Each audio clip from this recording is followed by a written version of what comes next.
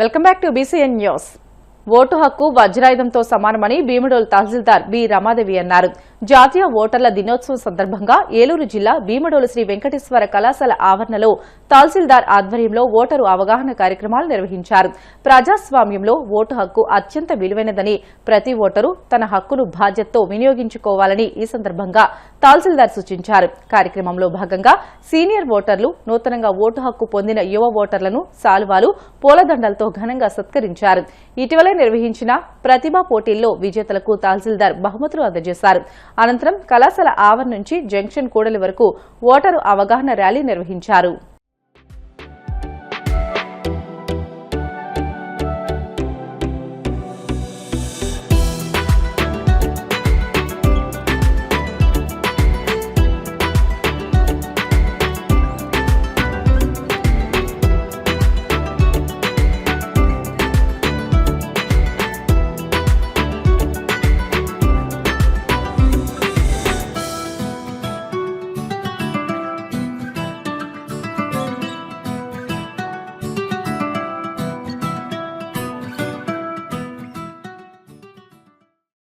National voters day సందర్భంగా మనం Shri Venkateswara junior college నుంచి, జూనియర్ అండ్ డిగ్రీ కాలేజ్ నుంచి భీమడోలు జంక్షన్ వరకు ఓటర్ల అవగాహన సదస్సు అండ్ ర్యాలీ అనేది కండక్ట్ చేయడం జరిగింది.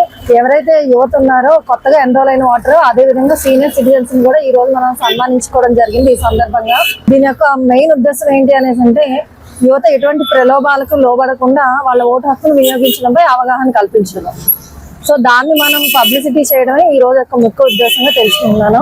కాబట్టి అందరూ కూడా వాళ్ళ ఓటుకున్న విలువలను తెలుసుకొని ఎటువంటి ప్రలోభాలకు లోబడకుండా మీ ఓటు హక్కును వినియోగించుకోవాల్సిందిగా కోరుచున్నాం. గత వారం రోజుల నుంచి కూడా మన అన్ని స్కూల్స్ లోను, అదేవిధంగా కాలేజెస్ లో కూడా మనం కాంపిటీషన్స్ కండక్ట్ చేయడం జరిగింది. వ్యాస రచన, అదేవిధంగా రంగోలీ కాంపిటీషన్స్ కూడా కండక్ట్ చేశాము. ముఖ్యమంత్రి చంద్రబాబు ఆదేశాల మేరకు ప్రతి నెల 3వ శనివారం స్వర్ణాంధ్ర, స్వచ్ఛాంధ్ర కార్యక్రమాలు చేపట్టినట్లు తిరుపతి జిల్లా కలెక్టర్ డాక్టర్ ఎస్ వెంకటేశ్వర్ తెలిపారు. ఈ సందర్భంగా జీరో గ్యాప్ శానిటేషన్ ఆంధ్ర థీంపై నిర్వహించిన అవగాహన కార్యక్రమంలో నగరపాలక సంస్థ commissioner N Maurya, TUDA chairman C Diwakar Reddy, greenery and beautification chairperson Sugunamma, Yadava corporation chairman Narasimha యాదవ్తో కలిసి కలెక్టర్ పాల్గొన్నారు. ప్రతి ఒక్కరూ పారిశుధ్యంపై దృష్టి పెట్టాలని ఆయన సూచించారు.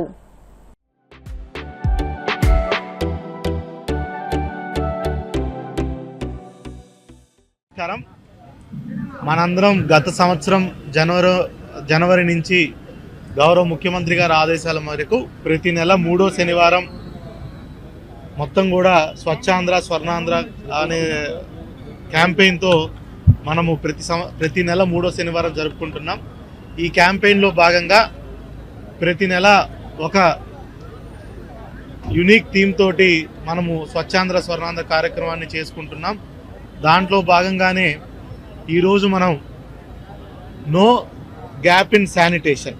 నో గ్యాప్ ఇన్ శానిటేషన్ అంటే ఎక్కడ కూడా మన శానిటేషన్ యాక్టివిటీస్లో ఎక్కడ ఏ లూజెంట్స్ లేకుండా, ఇప్పుడు ఫర్ ఎగ్జాంపుల్ ఫీకల్ స్లడ్జ్ ట్రీట్మెంట్కి, సెప్టిక్ ట్యాంక్స్ అన్ని క్లీన్ చేయడానికి ఏమన్నా గ్యాప్స్ ఉంటే వాటిని మనం చూసుకున్నాం. వెనకాల 2 ఫీకల్ స్లడ్జ్ వెహికల్స్ ఉన్నాయి, వాటి ద్వారా క్లియర్ చేయటం.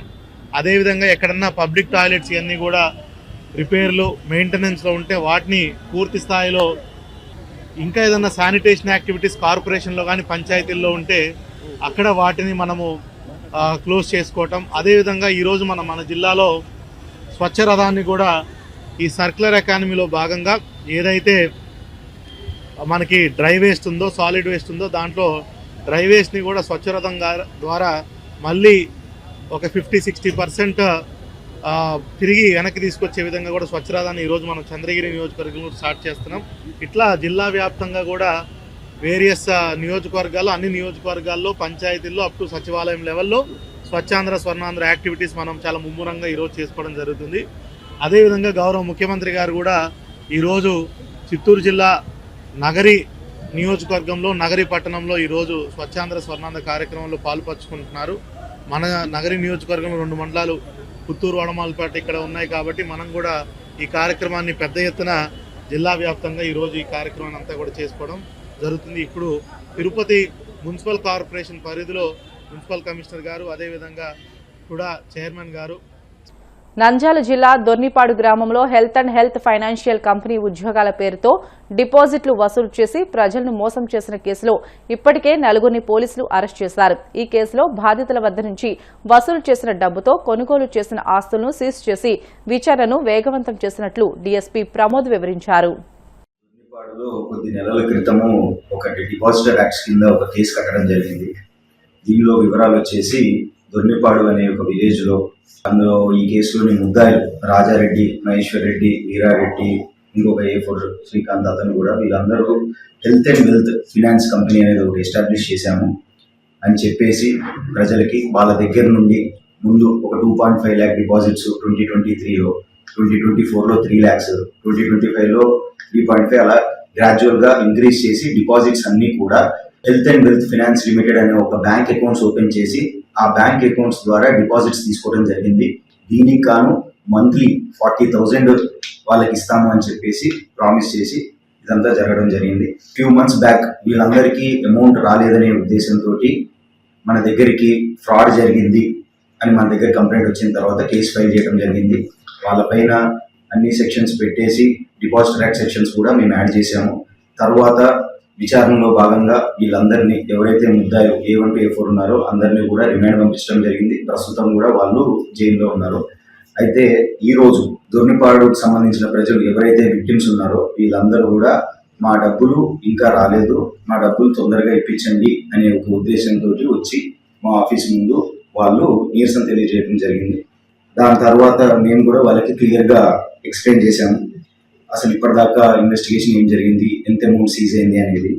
ఈ కేసులో బేసిక్గా మేము బ్యాంక్ అకౌంట్స్ ఎవరైతే A1 to A4 ఉన్నారో వాళ్ళ అకౌంట్స్, ఆ అకౌంట్ ట్రాన్సాక్షన్స్ ఇంకా వాళ్ళ భార్య పిల్లలకి ఉంటే ఆల్మోస్ట్ 24 అకౌంట్స్ సీజ్ చేయడం జరిగింది. 2023 నుంచి ఈ స్కామ్ స్టార్ట్ అయింది కాబట్టి దాని తర్వాత ఏమైనా ల్యాండ్లు కొన్నా, బంగారం కొన్నా, బైక్లు, కార్లు కొన్నా ఇవన్నీ కూడా ఈ కేసులో సీజ్ చేయడం జరుగుతుంది. ఇదంతా సీజ్ చేయడం కూడా జరిగింది. We have seized 2 cars and ఒక బైక్. వీళ్ళు కొన్న ల్యాండ్ ఒకటి ఎలనూరులో ఒకటి ల్యాండ్ 8.94 acres ల్యాండ్ సీజ్ చేయడం జరిగింది, డాక్యుమెంట్స్. అలాగే హైదరాబాద్ లో ఒక ప్లాట్ ఉండడం జరిగింది, అది కూడా సీజ్ చేశాము. అండ్ ఈ అమౌంట్ తో వీళ్ళు కొన్న బంగారాన్ని కూడా సీజ్ చేయడం జరిగింది. ఇదంతా కూడా కేసులో ప్రాపర్టీ అటాచ్మెంట్ కి కలెక్టర్ ఆఫీస్ కి, ప్రిన్సిపల్ సెక్రటరీ ఆఫ్ హోమ్ కూడా పంపించాము. అక్కడి నుంచి ఆర్డర్స్ ఒక్కసారి జీవో పాస్ అయ్యి వస్తే కలెక్టర్ గారు కూడా ప్రాపర్టీ అటాచ్మెంట్ చేసి కోర్టు ముందు పెడతారు ఆ రిపోర్ట్ కూడా. సో ఇన్వెస్టిగేషన్ అనేది స్పీడ్ గానే జరుగుతుంది. అయితే ఈ రోజు ప్రజలు అడిగిన క్వశ్చన్స్ బేసిక్ గా ఫస్ట్ వాళ్ళు ఏం మాట్లాడుతున్నారంటే FIR కట్టాము, మేము ఇన్వెస్టిగేషన్ నడుస్తూనే ఉందని చెప్పాము. అయితే కోర్టు ద్వారా ఎలా పెడతారు, కోర్టులో పెడితే మాకు టైం పడుతుంది అది ఇదని వాళ్ళు ఎలిగేషన్స్ చేయడం జరిగింది. వాళ్ళకి క్లియర్గా ఎక్స్ప్లెయిన్ చేశాము. ఒకసారి కేసు కనుక పడితే మాత్రం దానికి ప్రాపర్ ప్రొసీజర్ ఉంటుంది, చట్టం ఉంటుంది, దానికి తగ్గట్టుగా వాళ్ళని రిమాండ్ పంపించాము. తర్వాత జప్తు చేసిన ఆస్తులన్నీ కూడా కోర్టు ముందు పెడతాము. కోర్టు డిసైడ్ చేస్తుంది. అధికారం, డబ్బులు ఇచ్చే అధికారం పోలీసులకు లేదు అనేది వాళ్ళకి క్లియర్గా చెప్పడం జరిగింది. ఇంకొక విషయం ఏమంటే ఆల్రెడీ మేము చెప్పినట్టు ప్రిన్సిపల్ సెక్రటరీ ఆఫ్ హోమ్ కి, కలెక్టర్ గారికి పెట్టిన తర్వాత కూడా ఇక్కడ ప్రజలందరూ బాధపడుతున్నారు, చాలా మోసపోయారనే ఉద్దేశంతో ఎవ్రీ వీక్ ఒక ఎస్ఐని ప్రిన్సిపల్ సెక్రటరీ ఆఫ్ హోమ్ ఆఫీస్కి పంపించడం జరుగుతుంది. ఇట్లా ఇష్యూ ఉందని వాళ్ళకి ఎక్స్ప్లెయిన్ చేసి స్పీడప్ చేయడానికి ట్రై చేస్తున్నాము ఈ ప్రాపర్టీ అటాచ్మెంట్స్ అంతా కూడా. రీసెంట్లీ ఇంకొక క్వశ్చన్ అడిగారు, వాళ్ళ ముందు ఆస్తులు ఎందుకు సీజ్ చేయలేదు, 2023 కన్నా ముందు ఆస్తులు ఎందుకు సీజ్ చేయలేదని అడిగారు. వాళ్ళకి క్లియర్ గా మేము ఎక్స్ప్లెయిన్ చేశాము. స్కామ్ ఎప్పుడైతే స్టార్ట్ అయిందో, యాక్చువల్లీ ఇట్ స్టార్టెడ్ ఇన్ 2023 తర్వాత ఏవైతే వాళ్ళు డబ్బులు వీళ్ళ దగ్గర కలెక్ట్ చేసిన వాటితోటి యూజ్ చేసి ల్యాండ్లు కొన్నా, బంగారం కొన్నా, బైకులు కొన్నా, కార్లు కొన్నా ఏమేమి చేశారో అవన్నీ కూడా సీజ్ చేయడం. కలియుగ ప్రత్యక్ష దైవం తిరుమల శ్రీ వెంకటేశ్వర స్వామివారిని పలువురు సినీ రాజకీయ ప్రముఖులు దర్శించుకున్నారు. వీఐపీ విరామ దర్శన సమయంలో స్వామివారి సేవలో పాల్గొని మొక్కులు చెల్లించుకున్నారు. దర్శనానంతరం వీరికి రంగనాయకుల మండపంలో వేద పండితులు వేద ఆశీర్వచనం అందించగా ఆలయ అధికారులు స్వామివారి తీర్థ ప్రసాదాలు అందజేసి పట్టు వస్త్రంతో సత్కరించారు.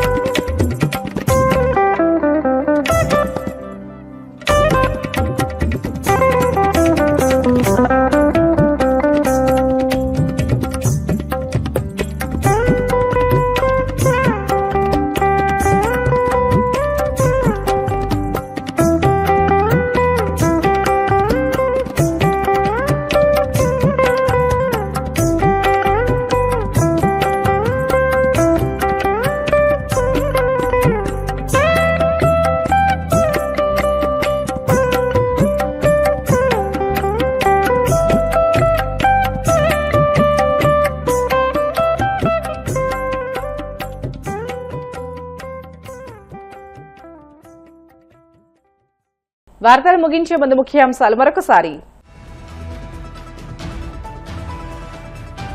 మంగళగిరి ఎయిమ్స్ 8వ వ్యవస్థాపక దినోత్సవంలో పాల్గొన్న మంత్రి సత్యకుమార్ ఎయిమ్స్ అభివృద్ధికి పూర్తి సహకారాన్ని అందించేందుకు ప్రభుత్వం సిద్ధంగా ఉందని వెల్లడి.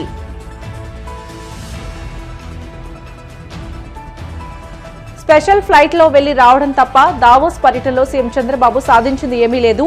తీవ్ర స్థాయిలో విమర్శలు గుప్పించిన మాజీ మంత్రి సాకే శైలజనాథ్.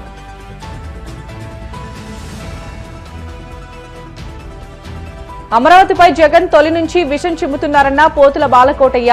కుట్రల నుంచి రక్షించేందుకే అమరావతికి చట్టబద్ద హోదా తీసుకువస్తున్నట్లు స్పష్టీకరణ.